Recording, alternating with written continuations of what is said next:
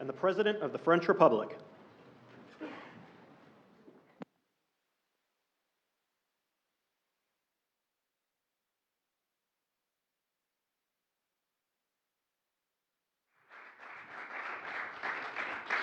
Well, thank you very much, everyone. Great honor to be here with my friend. I'm delighted to welcome President Macron back to the White House. We've been together quite often, but not that often in the White House. We honored the President, First Lady of France, not so long ago. There was a beautiful evening, and we will not soon forget it. It was a beautiful day and evening, and many fond memories. I also want to thank Emmanuel for hosting me in Paris last December after a historic election win to witness the reopening of the spectacular Notre Dame Cathedral, where you did an outstanding job in bringing it back together. That was a sad day watching that burn, and 5 years later you had it up, and it was they say more beautiful than it was before, so I think that's a great achievement. That was not easy. France is America's oldest ally. Our cherished partnership has been a force for freedom, prosperity, and peace from the very beginning. We're now working on some very interesting developments. One in particular, as you know, the war between Russia and Ukraine. In the American Revolution, French support helped us to seize our destiny as an independent nation. In the First and Second World Wars, our citizens shed blood together on the battlefields of Europe. And I'll never forget joining President Macron 6 years ago on the 75th anniversary of D-Day. That was some day. The purpose of our meeting today is to end another battle, a really horrible one, a war, something that we haven't seen since the Second World War, that is ravaging European soil, the deadliest and most destructive conflict that one can imagine. I've seen the pictures, I've seen the satellite photos and lots of other photos, and it's a horrible thing that's happening. Thousands of people are dying a week.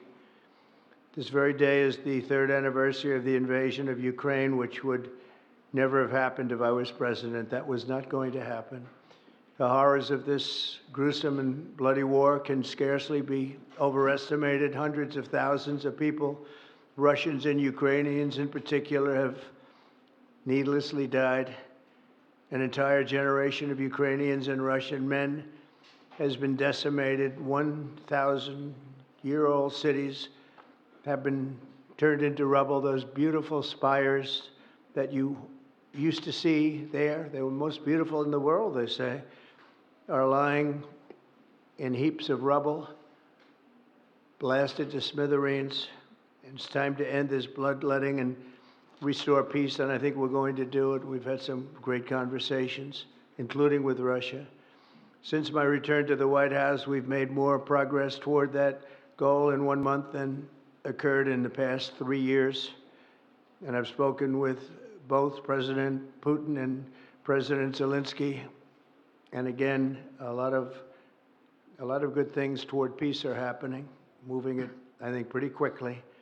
Last week, Secretary of State Marco Rubio, National Security Advisor Michael Waltz, and Special Envoy Steve Witkoff conducted successful talks in Saudi Arabia with the delegation from Russia, and I'd like to thank the Kingdom of Saudi Arabia and the King and Mohammed, great people.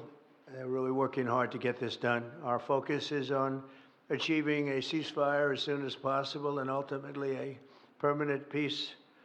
My meeting with President Macron today was another important step forward in that sphere, because he's been very much involved right from the beginning in trying to get it over with, and we're going to get it done. I believe that Emmanuel agrees with me on many of the most important issues. Chief among them is this is the right time. It may be the only time. You know, that's a very interesting and horrible situation, and that could evolve into a third world war. We're not going to let that happen. Should have never started, but it did, and what a mess, what a horrible, bloody mess. I'm also pleased that President Macron agrees that the cost and burden of securing the peace must be borne by the nations of Europe, not alone by the United States, and Europe must take that central role in assuring long-term security of Ukraine, which they want to do. And that's not a very big step. The big step is what's going to happen over the next few weeks. The United States has put up far more aid for Ukraine than any other nation. Hundreds of billions of dollars. We've spent more than 300 billion, and Europe has spent about 100. 100 billion, that's a big difference, and at some point we should equalize. But hopefully we won't have to worry about that. We have other things happening that maybe take that out of the realm of necessity. And while we've given vast amounts of military aid and money in form of grants, much of Europe's contribution has been economic relief structured as loans for which they'll be repaid. Like the Europeans, I believe that taxpayers in the United States also deserve to recoup the colossal amounts of money that we've sent. The previous administration never even thought of that. They didn't think of a lot of things, like why did they let it start in the first place? That is why we must have an agreement with Ukraine on critical minerals and rare earths and various other things as security. And I think that that's happening. I think we've made a lot of progress. I had a report just given to me before walking in that we've made, Emmanuel, a great deal of progress toward getting that. I've been elected by the American people to restore common sense to Washington and indeed to the world. And I believe strongly that it's in the best interest of the United States, the best interest in Europe, the best interest of Ukraine, and indeed the best interest of Russia to stop the killing now and bring the world to peace. My administration is making a decisive break with the foreign policy failures of the past administration and, frankly, the past. I ran against a very foolish foreign policy establishment, and their recklessness has led to the death of many, many people. Under our administration, we're forging a new path that promotes peace around the world. And when I left office for the first administration, first term, we had no wars, we had no problems. We didn't have October 7th with Israel. We didn't have Russia and Ukraine going at it. We didn't have the problems in other parts of the Middle East. We didn't have inflation. It was a whole different world. And you know what else we didn't have? Millions of people pouring through our borders, many of them criminals released from other nations and put right into our land, murderers and drug dealers, gangs. We didn't have any of that. It's a different time, but now we have it and we're fixing it. We'll fix it all up. We'll get it done as quickly as possible. And we've made a great deal of progress. People are saying it was the best month for a president in our country's history. I hope that's right, but I feel it's right. We've done a lot of things in a very short period of time, 4 weeks. As I've said before, it's my hope that my greatest legacy, however, will be as a peacemaker and a unifier. I want to bring peace, not war. I thank President Macron for joining us today in this urgent work we're doing. And we have some wonderful people up front right here that have worked so hard. Steve Witkoff, thank you very much. And Michael Waltz, thank you. Scott, thank you very much. And JD, thank you. They've really done a job. They worked very hard. It's a real passion to get this war ended. And I'd like to now we invite Emmanuel to say a few words, and then we'll take questions. And again, Emmanuel, it's a great honor to have you with us at the White House. Thank you very much, please. Thank you, Mr. President. Thank you, dear Donald. Ministers, ladies and gentlemen, mesdames et messieurs, je vais dire quelques mots. Ladies and gentlemen, I'll be saying a few words in French. Thank you very much, Mr. President, dear Donald, for your hospitality and for this visit. As you mentioned, we have had the opportunity to meet over the past few years. Since your first term, we've been able to discuss matters in Paris and also here at the White House, and it has always been a great joy to do that, and I would like to commend you. And thank you, Mr. President, for extending this friendship to France and taking part in the ceremony at Notre Dame that you mentioned before. It was a great honor for the French people to reopen the cathedral to the rest of the world, and your presence was a testament to that friendship. As the President said, this friendship dates back to the Revolutionary War since the beginning of the United States. And whenever we've needed to, we've been able to come together and be on the right side. We've been able to be united to defend peace and sovereignty, namely in the two world wars that marked the 20th century, from Lafayette to Pershing and to the many Americans who landed on Omaha Beach. And we spoke earlier before, and you mentioned that one of those gentlemen was able to visit you here, one of the veterans. This is part of history which puts us in the world that we are in today. And as the President just said, there are many challenges in this world. And over the past few days, we have one main objective, which is the geopolitical situation. Mr. President, I really wish to thank you for making changes to your schedule to meet with us so quickly. I think we've made very substantive steps forward during our discussions, and this is a major step in what we're experiencing today. We had a video conference with all of the G7 leaders, which was an opportunity for us to discuss this matter 3 days after the Russian war in Ukraine and to express our support for President Zelensky to the Ukrainian people, but also to speak and share about our desire for a lasting peace. This is what we have spoken about very forcibly over the past few weeks. We thought that this war was only going to last a few weeks when it broke out in 2022. We admire greatly the courage of the Ukrainian people. And Mr. President, I wish to thank you for this. You mentioned that there are responsibilities on Europe's side, and indeed, we have invested $128 billion in aid to Ukraine and the Ukrainians. Ukraine has been able to hold the front of our collective security. It's fought over these past few years for its independence and for its sovereignty, but also for our collective security, because I think that no one in this room wants to live in a world where it's the law of the strongest and international borders can be violated from one day to the next by anyone.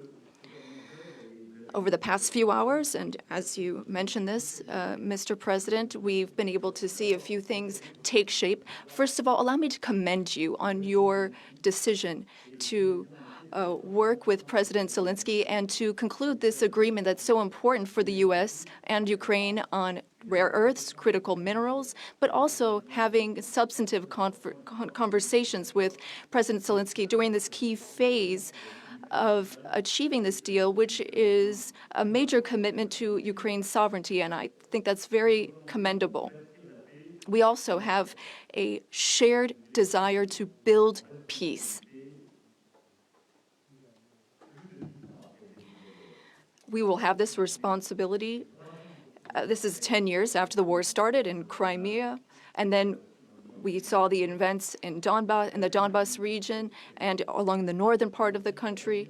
We want to save lives. We want to bring prisoners back and bring back families and children, because there's also humanitarian tragedy affecting the Ukrainian people. We had lengthy discussions with the president, and we spoke about our desire to bring an end to conflicts, to have a truce that is measurable, verifiable, and that enables negotiation of a lasting peace, where we will discuss not only Ukraine's reconstruction, its territories, but also the security guarantees, meaning maintaining peace over the long term. As I said to the president, we've experienced peace accords that were only ceasefires without ensuring security guarantees, Minsk I and II. And we want to make sure this doesn't happen again. And I know that the president has expressed the desire to be a player for peace in the region. I've spoken with some 30 European leaders and allies in recent days. We want to bring together these allies, and share the same vision. This peace must not mean a surrender of Ukraine. It must not mean a ceasefire without guarantees. This peace must allow for Ukrainian sovereignty and allow Ukraine to negotiate with other stakeholders regarding the issues it affects. But it is also a country in which we need to shoulder our responsibilities so that we ensure security and stability for Ukraine and for the entire region. And for us Europeans, this is an existential issue. We also spoke about these issues at length with the President. We've worked with President Zelensky and gotten to some of the details of the various phases of the negotiation. And we've also been able to speak about some of this work with our British partners to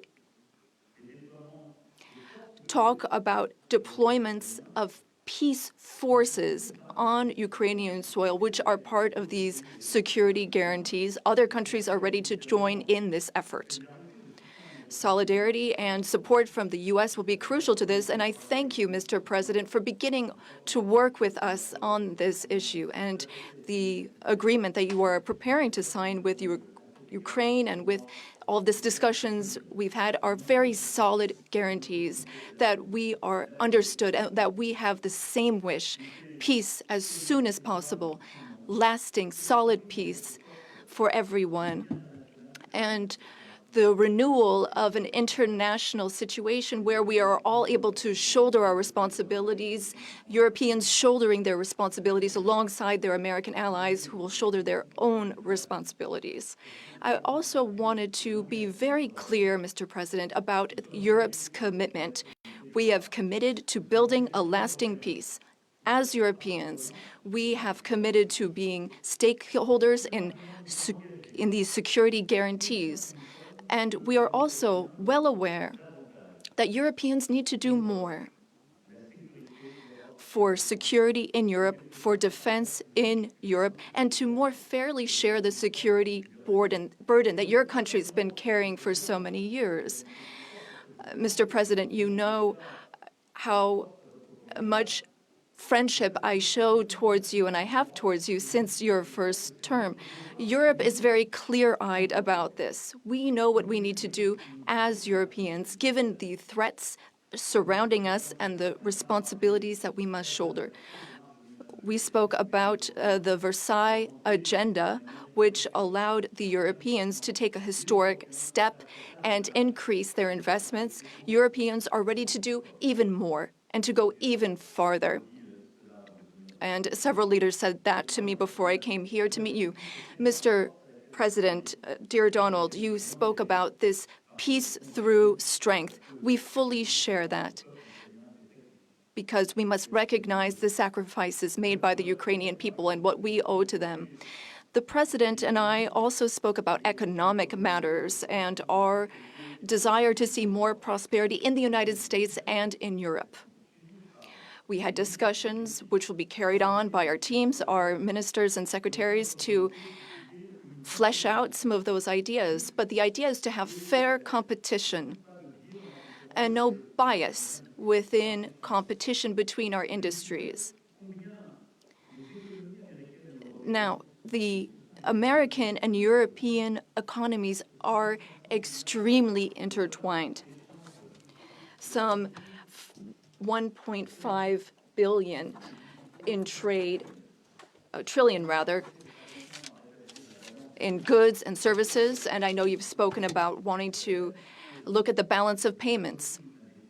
We also have a trade deficit, and I know that we need to look not only at goods, but also digital items and goods which you export, and we want to make a sincere commitment towards fair competition where we have smooth trade and more investments. You already invest a great deal in France, and France is the fifth largest investor in the United States. And I would like to recognize here all of the American investors who announced investments, some $120 billion that were announced at the AI summit.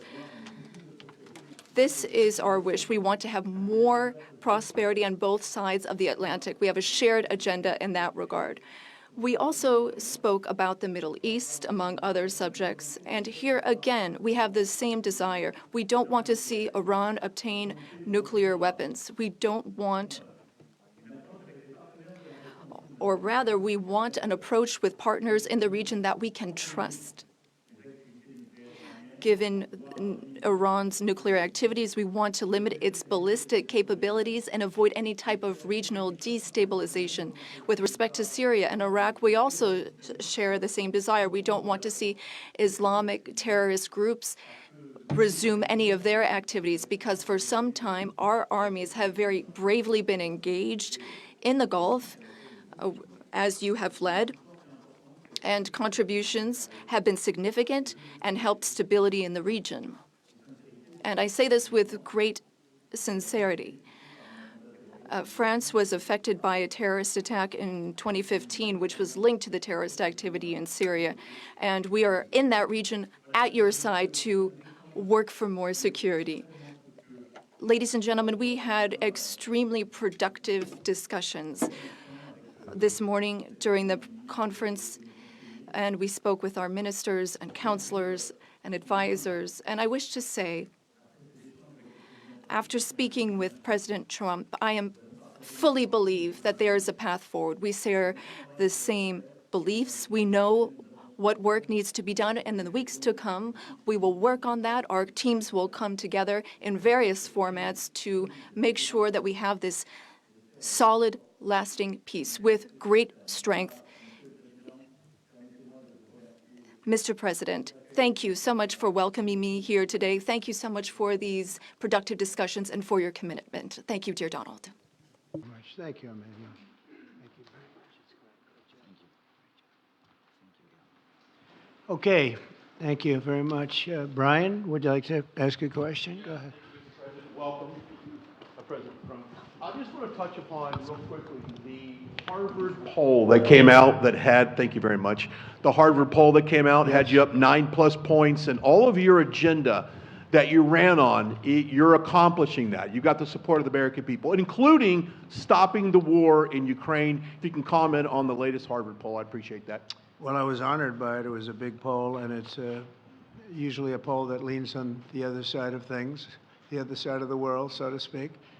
But the Harvard poll is a respected poll, and it has us not only leading, but leading by a lot, and leading on every single issue that we've talked about. And as I said, we've become the party of common sense, and I think that's a very important element now, common sense, because what's happening in the world and even in this country, some of the things that took place, many of them are now canceled, and the rest are being canceled as we speak. But we've moved very rapidly and I think very effectively. So I was honored by that poll. Thank you very much. Appreciate it. Go ahead, please, go ahead.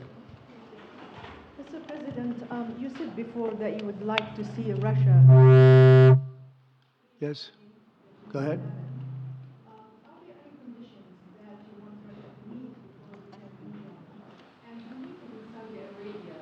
When you're meeting in Saudi Arabia with President Putin, will that happen regardless of any progress on the Ukrainian file? Yeah, I think the meeting in Saudi Arabia was a fantastic one. We met with the Crown Prince, who's a fantastic young guy. He's young, but with great imagination and tremendously respected all over the world. And he goes right to the king, and the king is incredible. Gotten to be friends with both of them very much, and they want to see this ended, and they're going all out to make sure that it is ended. I think Russia, likewise, I've spoken to President Putin, and my people are dealing with him constantly, and his people in particular. And they want to do something. I mean, that's what I do. I do deals. My whole life is deals. That's all I know is deals. And I know when somebody wants to make it and when somebody doesn't. I will say this, before I came here, there was no communication with Russia whatsoever, and Russia wasn't answering calls. They were not talking to anybody. They wouldn't talk to anybody, and people sort of accepted that as being that they want to go forward and just keep going without stop. But when I got here, one of the first calls I made was to President Putin, and we were treated with great respect, and they want to end this war. So that's a big thing, because I didn't know if I could say that, but it's a big thing. They want to do it, and the group in the front row that I introduced, they're all very active in it, and we're working on deals right now, transactions right now, and in particular, the big one is to get the war stopped, whether it's ceasefire or direct to an agreement. I'd like to go directly to an agreement, but ceasefire will always happen a little bit quicker. And every day you're saving thousands, or at least hundreds, but thousands in some cases lives. So we want to see if we can get that done very quickly. Yes, for the president, please. Thank you. I'm a correspondent based in Paris. Question for both of you, actually. Mr. Macron, you were one of the last Western leaders to speak to Putin before Ukraine's invasion. What advice, what recommendation could you make to President Trump to make sure that this time you can get strong enough guarantees from Putin to get a peace deal that lasts this time? And Mr. President Trump, what makes you think you can trust Putin in those negotiations? Thank you. Look, I will never give any advice to President Trump. We have friendly and trustful discussion, but my experience with President Putin is the following. Number one, I always think it's good to have discussion with other leaders, and especially when you disagree. I stopped my discussion with President Putin after Pupia and the war crimes because I considered that, we had nothing to get from him in that time. Now this is there is a big change because there is a new US administration. So this is a new context. So there is good reason for President Trump to re-engage with President Putin. But my experience is the following, and I shared it with President Trump and the team.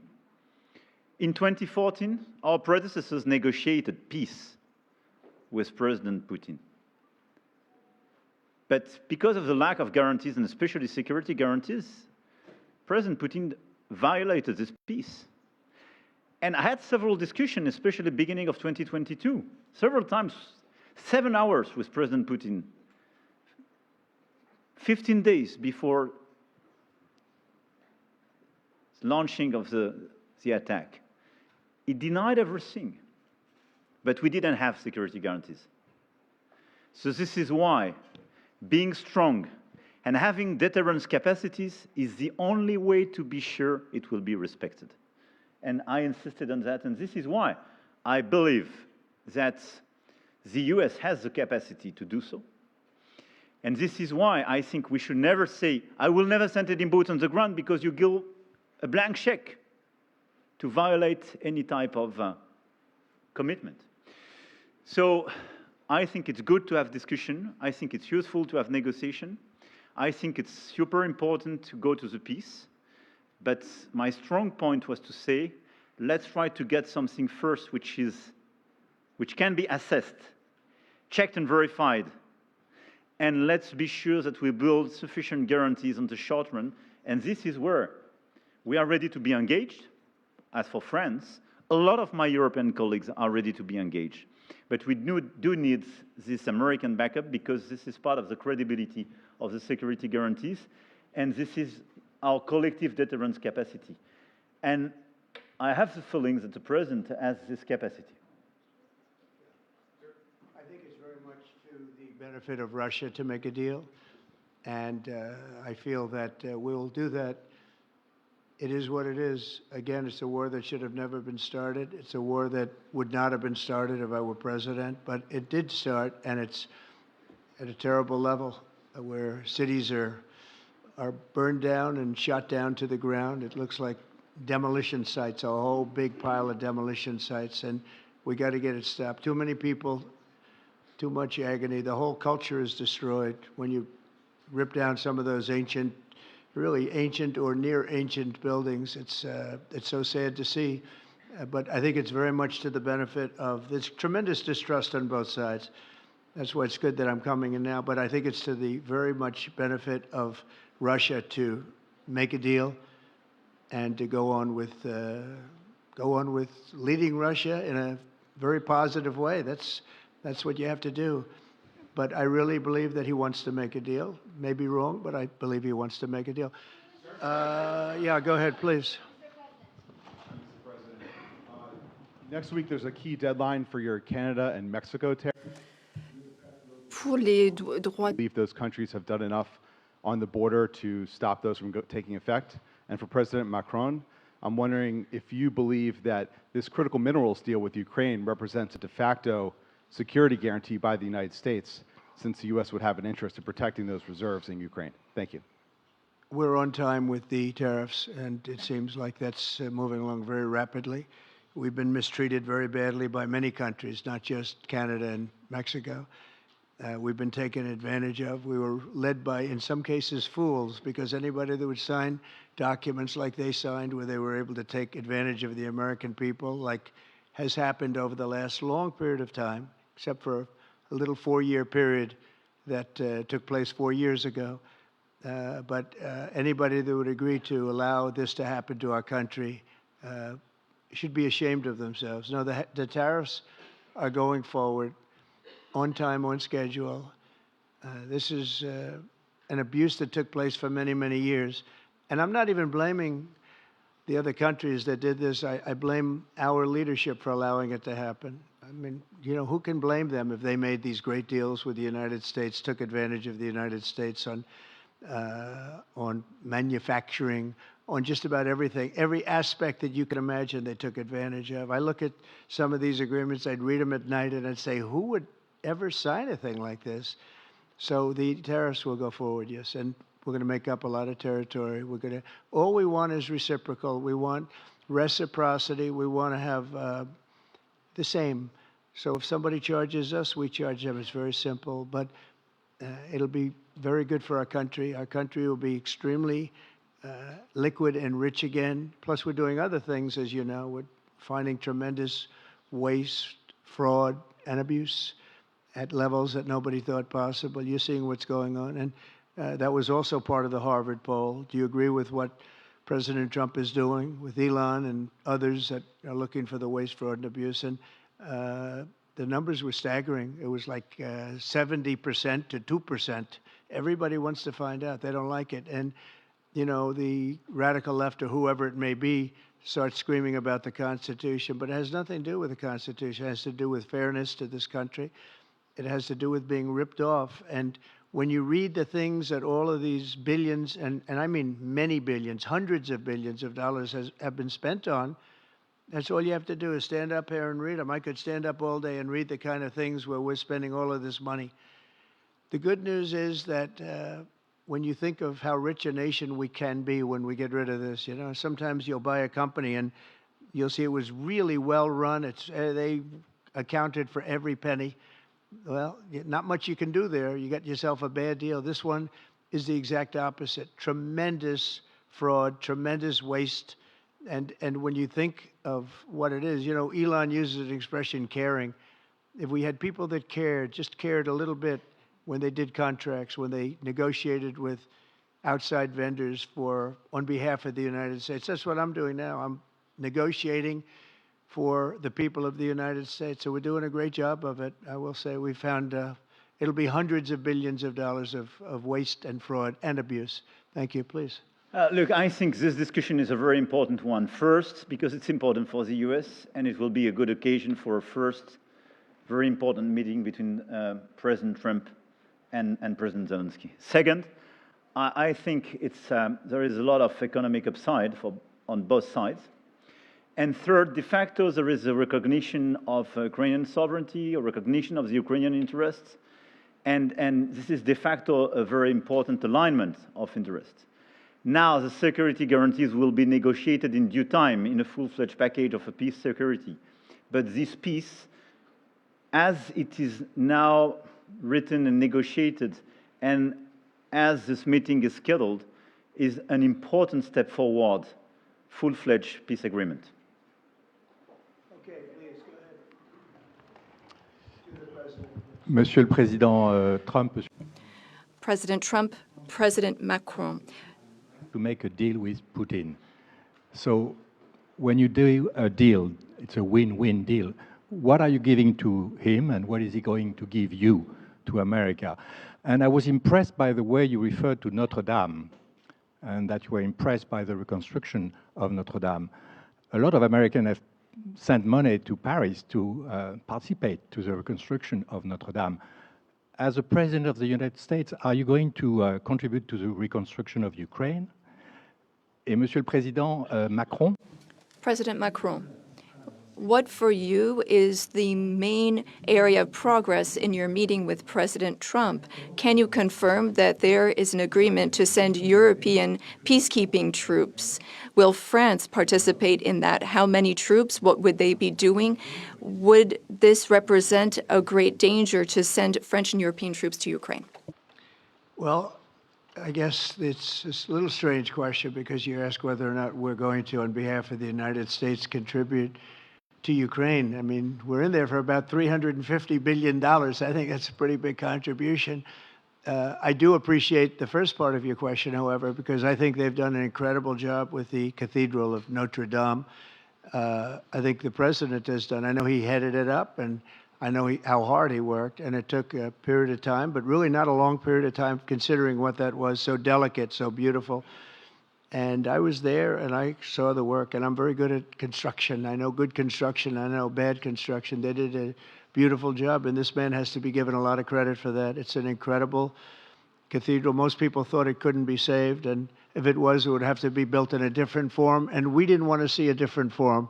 We want to see the same form that you built. So I just want to congratulate you. That was an amazing job. I don't think you've gotten enough credit for it. Someday you will. Someday you will. Thank you, Donald. Merci beaucoup. Thank you very much. To go back to your question, today's discussion showed several areas of progress. First, we have been working a great deal with President Zelensky to have a proposal that's acceptable to Ukraine. President Trump has confirmed that he will be meeting with President Zelensky very soon to finalize the agreement on critical minerals and rare earths and to speak together about that matter. That's a very important step forward. The second thing is that during our discussions, we were able to go into some of the details about the proposal that we have just made to have a truce, a peace, and be able to measure that and then structure our discussions on that basis. France and several other European countries, along with Ukraine, are hard at work to build this lasting peace with very specific points, including security guarantees, the territories that belong to Ukraine, the issue of reconstruction, the economy, and critical minerals. We've been able to go into the details of those proposals. The third area of progress, which really mark a turning point, is the fact that we were able to talk about the details of the security guarantees. And the president has shown this over the past few days, and he said so a moment ago. We want peace. He wants peace. We want peace swiftly, but we don't want an agreement that is weak. The fact that there are Europeans that are ready to engage, to provide for these security guarantees. And now there's a clear American message that the U.S., as an ally, is ready to provide that solidarity for that approach. That's a turning point, in my view. And that is one of the great areas of progress that we've made during this trip and during this discussion. When it comes to troops, in the past, a year ago specifically, we saw a reason to talk about sending troops for strategic regions. Today, when we talk about troops, we're talking about sending them in after we've negotiated a lasting peace. And once we have that solid, lasting peace that's part of an agreement signed by Ukraine, signed by Russia, and for which we will provide the guarantees, then at that point, and recently France has worked with the UK to provide its contributions. We've worked on plans. We've worked with our militaries not to go to the front lines, not to go into occupied territories, but as a show of support to show that we have a negotiated peace signed by both sides, and that is a peace we will preserve. So these would be peaceful deployments of troops, not for combat. These would be deployments of an assurance force. They would be limited, but they show solidarity. I've also spoken with all of our allies, and there are European and non-European allies who are ready and willing to take part in that effort. Countries have helped Ukraine maintain its military capabilities in terms of the number of soldiers it has, equipment, whereas others have provided logistical support on the ground. The question is whether or in what form the U.S. will contribute, and during our discussions, and during the discussions with Russia, we've understood that this would be acceptable to Russia, and that's a very important area of progress. And that means that in this context, the Europeans will shoulder their part of the burden, their share of the burden. We have a strong alliance that we've built over the decades. We have our solidarity, and we have deterrence capacities. What does it mean? Would it be dangerous? If there is an agreement signed by Ukraine and Russia, thanks to the efforts of President Trump, and if we provide the guarantees and Russia violates the agreement, then it would be in conflict with everyone who is engaged in the peace process. And that is a change. That was something we did not see in the past. That's not what we saw in 2014. So that is the real change that we're marking. We have this deterrence capacity on the American side. We have the capacity for engagement on the European side, and that's something we're going to continue working on together. It's not dangerous, but it's credible. It's less dangerous than things that could happen in the long term. And I think this is what we need to do to ensure security. And I say this very clearly. We're also talking about security for Europeans. I've been saying this for weeks now. If we do not guarantee the security of this territory within Europe, then how can we guarantee our own security for one and all? We live just 1,500 kilometers from Ukraine, and the Germans and Polish are even closer. So our collective security is important. We need to answer this call for Europeans to be more engaged, and Americans will be there still in solidarity. Europeans are working for their collective security, but I really think this was a turning point today in our discussions. Emmanuel, thank you very much. Great job, and it's been wonderful being with you. Say hello to your beautiful wife, and we will see you again soon. We'll be speaking often. We'll get this thing worked out. We're going to get it done. So important, and great job. Thank you.